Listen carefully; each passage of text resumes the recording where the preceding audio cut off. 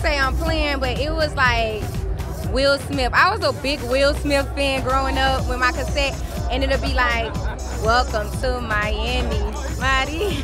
All right, bye.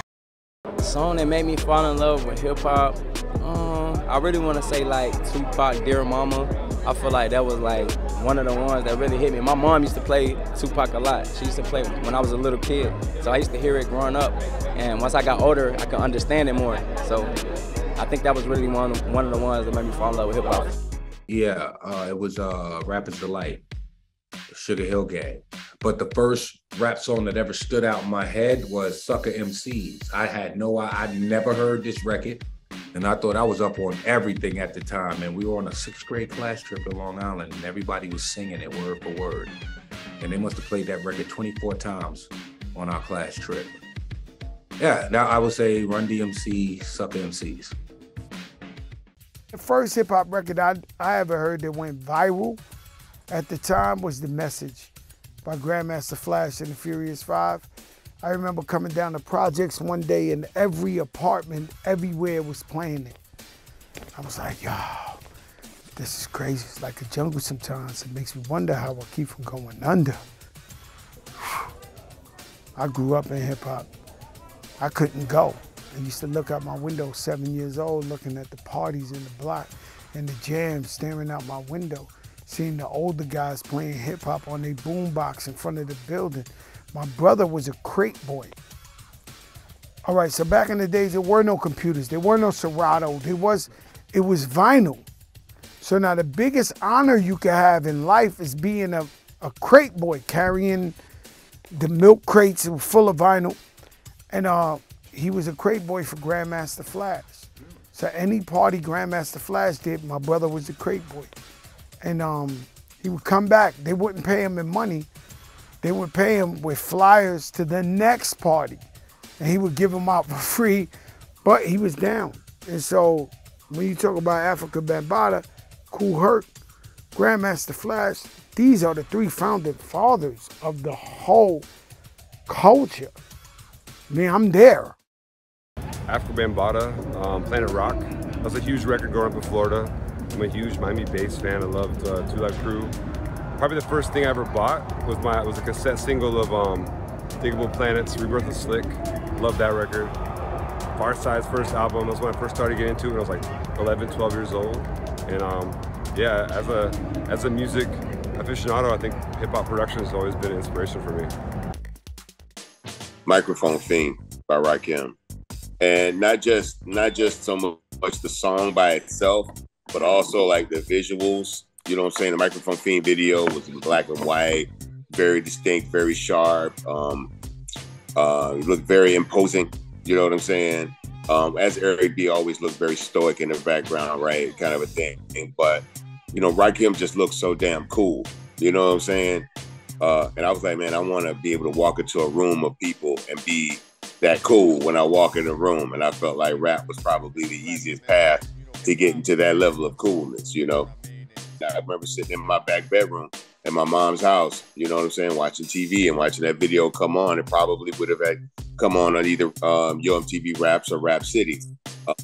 But I just remember that visual, how striking it was. And that's what music is for most people. It's right, marks a moment in time. And when you hear certain songs, it takes you right back to when you first heard those songs. You know what I'm saying? A lot of moments in our life are very easy to connect to through music. You know, you remember the first song, maybe like for me, I remember, you know, Beat Street, watching movies like that, wanting to break dance, and, you know, Ice-T and stuff like that, Combat, you know, just, you know, all these things that are cultural markers, you know what I'm saying, throughout my timeline of life, you know, and most of our best moments and worst moments, unfortunately, are always, you know, associated with some type of song or music.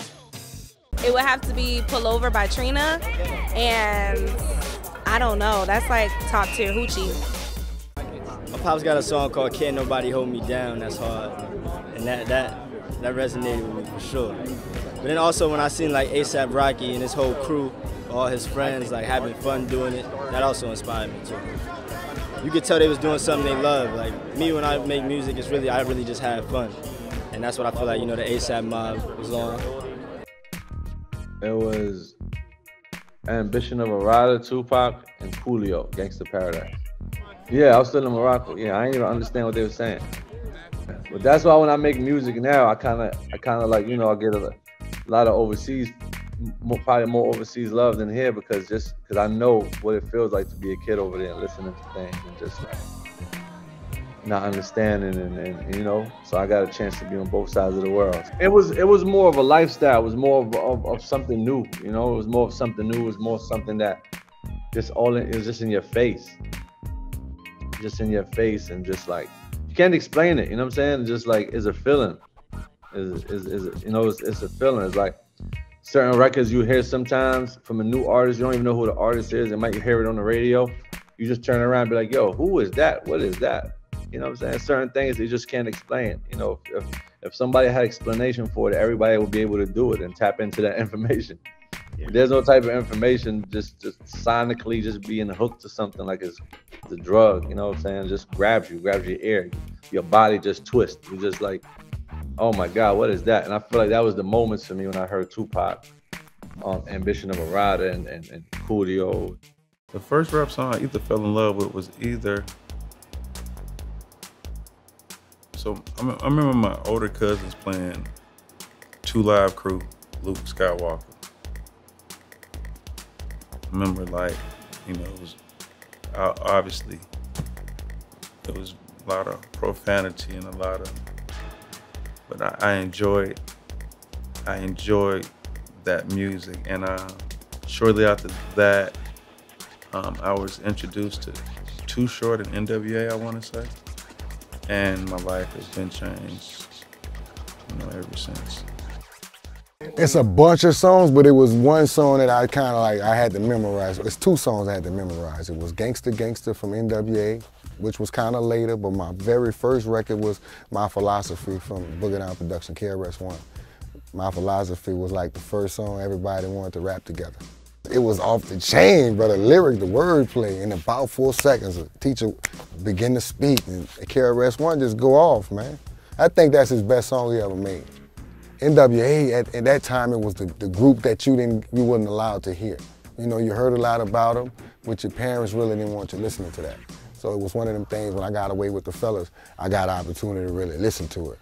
And I heard the Gangsta Gangsta record, and it was kind of like my childhood. You know, a lot of cats, I was a teenager when they came out. A lot of cats in my era was really in them streets hard, and that song was kind of the motivation. That's a hard question, because it's not just one specific song. I'm such, like, you would be surprised with, like, my music playlist. It like varies from so many different genres. So honestly, if I had to pick one, I would probably say Hit 'Em Up by Tupac. It was just like his energy, like just the way he carried himself and how lyrical he was, and just making his, you know, staple in the game. I felt like that was really cool. So I love that song. Super Rhymes by Jimmy Spicer.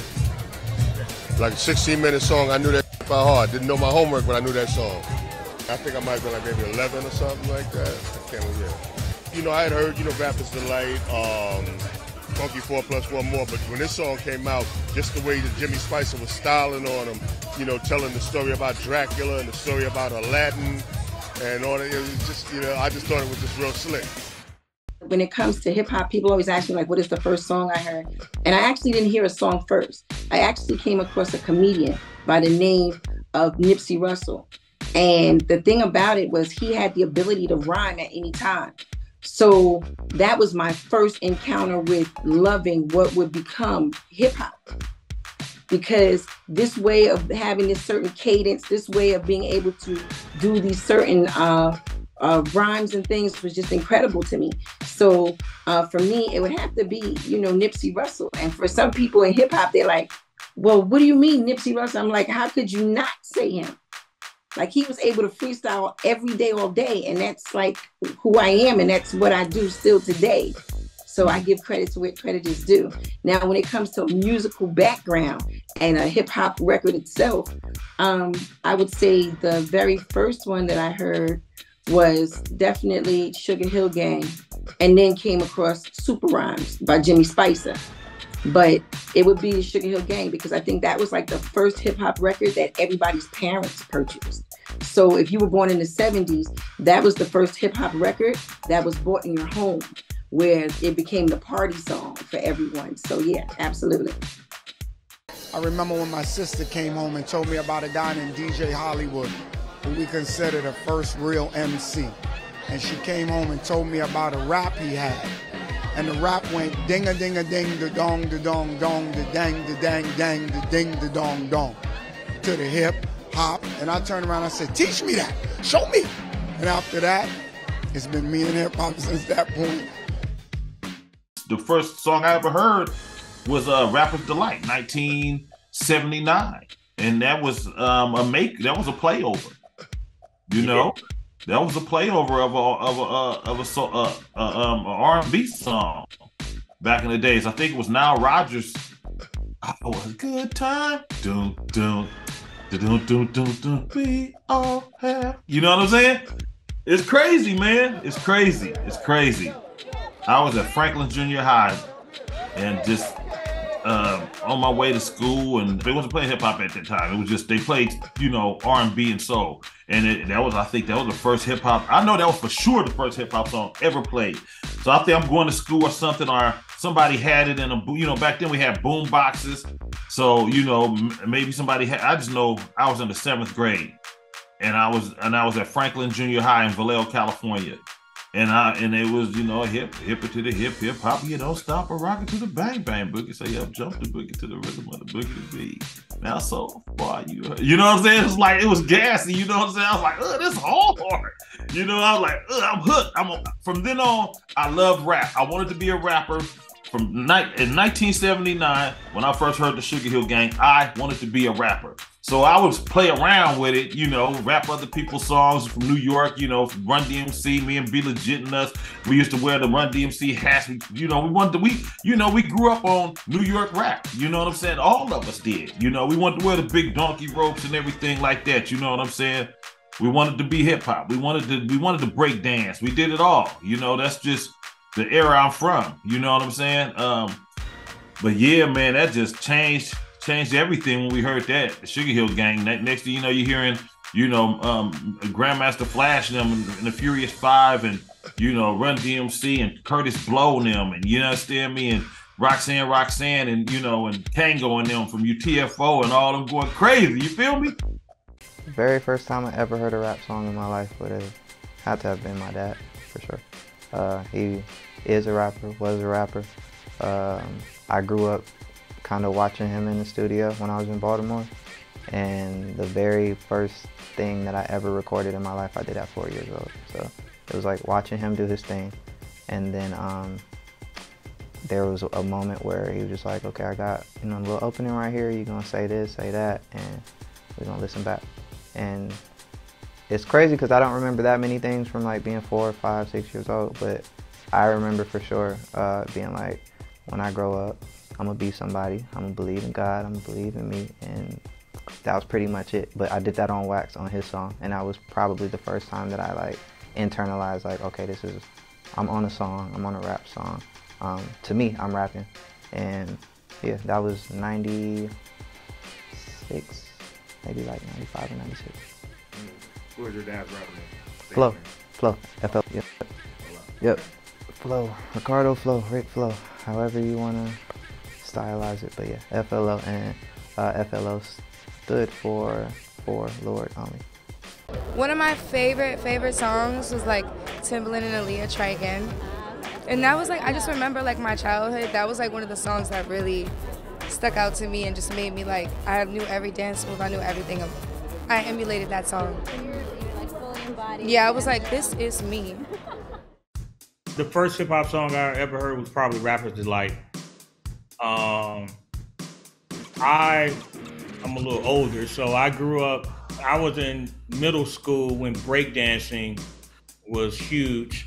I remember the Fat Boys, Houdini, and the New York City Breakers coming to my middle school when the Fresh Fest was in town to promote the concert.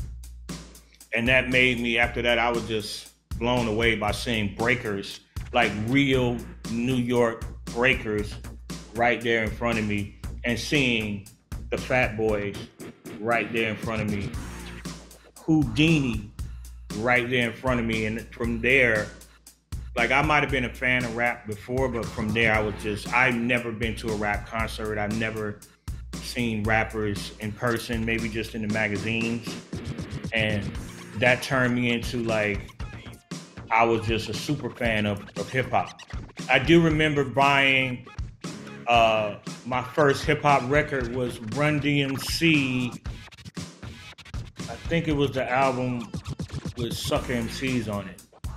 And I remember like my homeboy that lived in the neighborhood, I had to go through like some woods to go to his house. I remember running to his house with the album and we like putting the album on in his house and just like, oh, listening, just going crazy over the lyrics and the beats.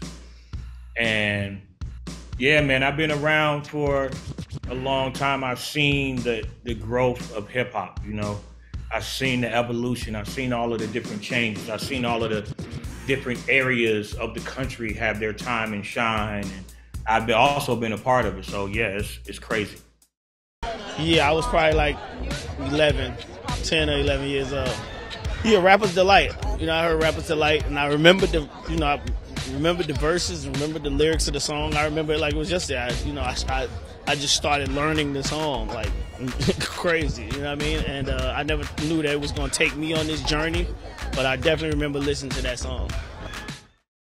Probably Rapper's Delight, and I think that was the first time that I felt like the music was mine. Before then, I loved the music, but the music was kind of my older brothers and sisters, and I just liked it because it was theirs. And this was the one that somebody made just for me. I'm gonna tell you, the Fat Boys the Back was one. Oh man, the King of Rock was one. But I'm gonna tell you about this song by this guy named Ice-T, man. That 6 in the morning, police at my door, fresh Shadida squeaking across the bathroom floor. Crack had come into our community and had started to turn our community upside down. And when Ice dropped 6 in the morning, it was the first confirmation for me as a little kid. I wasn't going crazy. Like something had innately changed about my neighborhood, that the same people that 2 to 3 years prior were people we call Mr. and Ms. looked up to, that the crack epidemic had broke them down and they had become victims of their addiction. And 6 in the morning was a record that acknowledged that in a beautifully poetic and dope and street way.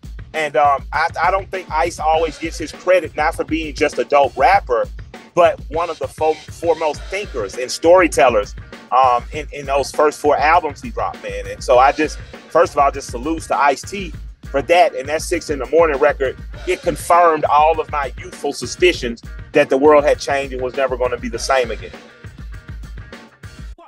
I fell in love with hip hop early on. You know, I have early memories of the older kids in my neighborhood getting us to sing as young kids. The roof is on fire. We don't need no water. Let it burn. Let it burn. I remember, you know, when my Adidas came out, Run DMC, and me, you know, begging my parents to get me some Adidas, and how impactful Run DMC was, or you know, listening to Fresh Prince and Jazzy Jeff, you know, as a kid, or even a little older, you know, my teenage years, like meeting the Roots very early on, and being befriended by, you know, a young Questlove and Black Thought and Malik B, rest in peace, and being able to watch them, like, you know, really get a record deal and have an album release party and go on tour with the Fugees. And like, for me, that was like, you know, wow, this can really happen. Like, you know, you can really make it in the hip hop world. You know what I'm saying? Like, but before that, for me, it was about seeing it on Yo MTV Raps or Rap City or the Box. You know what I'm saying? But then here was a group out of Philly that I actually got to witness, you know, really like make it in the music business. So that was very inspiring.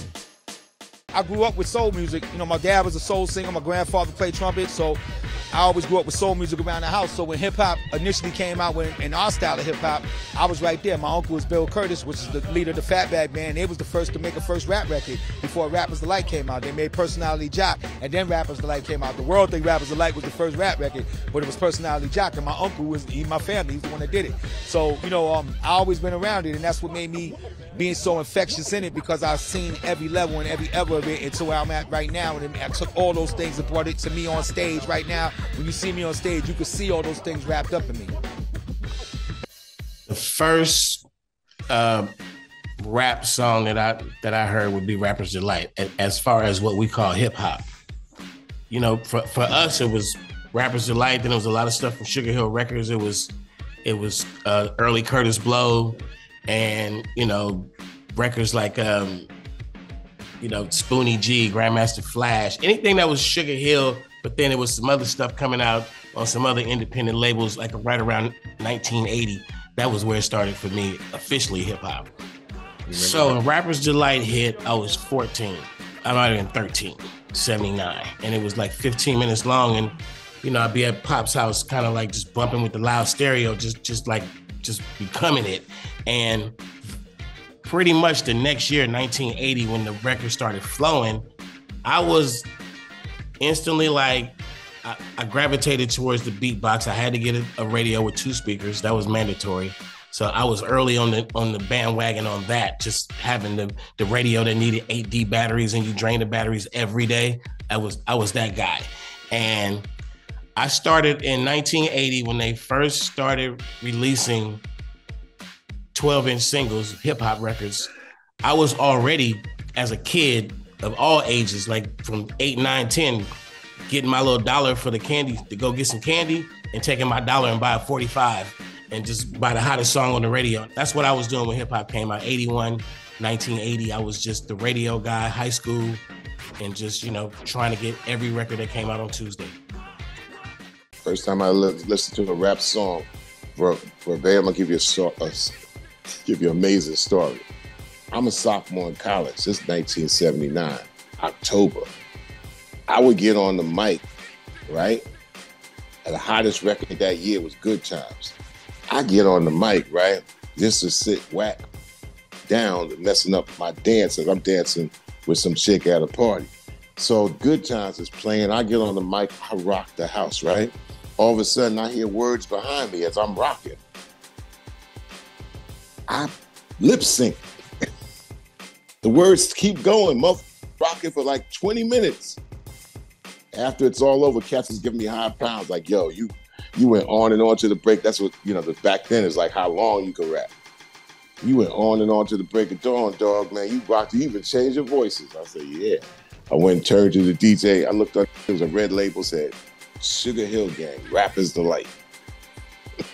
I was like, oh, they finally did it. Because they were talking all summer long that rap records were going to happen. I was like, it's inconceivable. How could a rap be a record? Because it was a 3 or 4 hour party thing. It was like a thing where, yeah, there was rap, there was breaks, there was dance, there was all kinds of shit. Man, how you gonna make a rap record, Like, I couldn't see it. Nobody could see it. And then when it happened, boom. And the thing about it, this is the trick. This is the ironic twist. 15, 16 minutes Rapper's Delight was. Now today, somebody might say, that's long song. No. Back then, it wasn't how long that record was. It was how short they compressed it. That's my first recollection of a rap record.